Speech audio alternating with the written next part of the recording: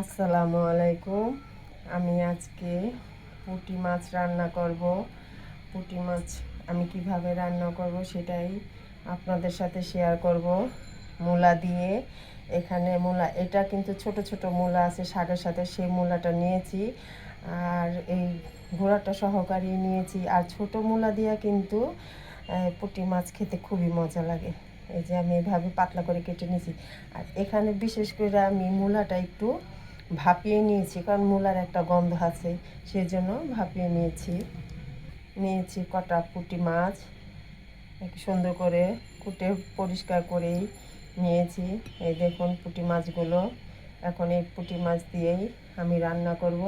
এখন আমি চুলায় চলে যাচ্ছি।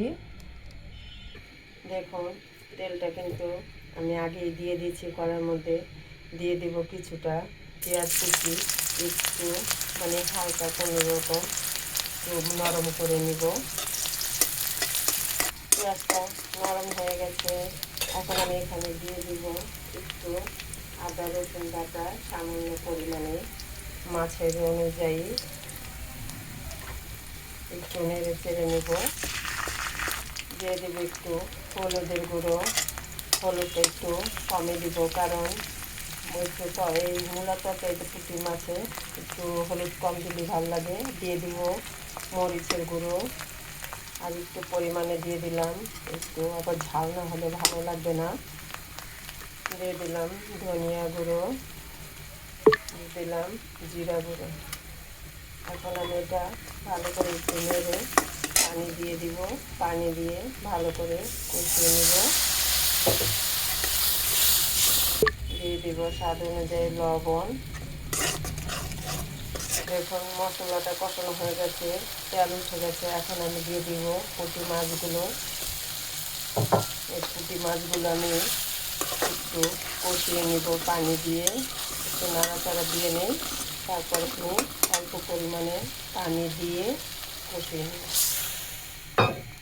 এই পানিটুক দিয়েই হয়ে যাবে। এখন আমি ঢেকে রেখে দেব। দেখুন মাছটা কিন্তু হয়ে গেছে। আমি এখন একটি একটি করে মাছ উঠিয়ে নিব। দেখুন মাছগুলো উঠিয়ে নিলাম, একটি মাছও কিন্তু ভাঙে নাই। দিয়ে দিব মূলাটুকু। এইভাবে যদি মাছ রান্না করি না, মানে অনেক স্বাদ লাগে। আর এই শীতের দিনে বিশেষ করে মূলা দিয়ে পুঁটি মাছ দিয়ে অনেক মজা হয়। আবার মূলাতে যে দিয়ে ফুলকপি দিয়েও কিন্তু পুঁটি মাছ রান্না করলে খুবই ভালো লাগে। তাই আমি আজকে মূলা দিয়ে রান্না করলাম। আর বিশেষ করে এটা একটু ঝোল রাখবো, ঝোল রাখবো। এখন আবার ঢেকে দিব। দেখুন কষানো হয়ে গেছে, আর তেলটাও উঠে গেছে, আর মূলাটাও কিন্তু প্রায় সিদ্ধ হয়ে গেছে। এখন আমি অল্প পরিমাণে একটু পানি দিয়ে দিব। এই যে দেখুন ভেঙে যাচ্ছে মূলা, তাই এখন একটু পানি দিয়ে দিব। দিয়ে দিলাম পানি, দিয়ে দেব পুঁটি মাছগুলো, আর বাটিটা ধুয়ে একটু পানি দিয়ে দিব। পানিটা দিয়ে দিলাম, এখন আমি ঢেকে রেখে দিব। দেখুন পুঁটি মাছের তরকারিটা কিন্তু হয়ে গেছে। এখন আমি এখানে দিয়ে দিব কতটুকু ধনিয়া পাতা। আর পুঁটি মাছে কিন্তু ধনিয়া পাতাটা না দিলে স্বাদ লাগে না, এটাই কিন্তু একটু অনেকটাই ঘ্রাণ বাড়ায়। তো আমি একটু ধনিয়া পাতা দিয়ে 2 মিনিট মানে একটু জাল দিয়ে নেব, তারপরে নামিয়ে ফেলব। দেখুন এই যে নামিয়ে নিলাম, পুঁটি মাছ দিয়ে মূলা দিয়ে রান্না করলাম। দেখতে কিন্তু খুবই সুন্দর দেখাচ্ছে। দেখুন বন্ধুরা, যদি আমার ভিডিওটা ভালো লাগে একটা লাইক শেয়ার কমেন্ট করবেন, কমেন্ট করে জানাবেন।